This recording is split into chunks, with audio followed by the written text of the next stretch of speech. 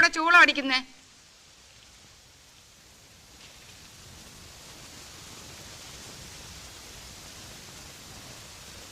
ഞാനാ.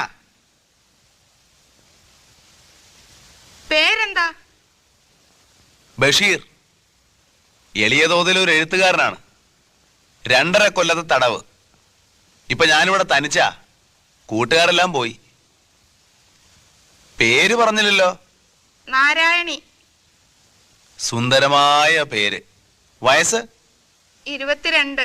സുന്ദരമായ വയസ്സ്. കഠിന തടവാണല്ലേ? അതെ, 14 കൊല്ലം. അപ്പോ കൊലക്കുറ്റമാണല്ലേ?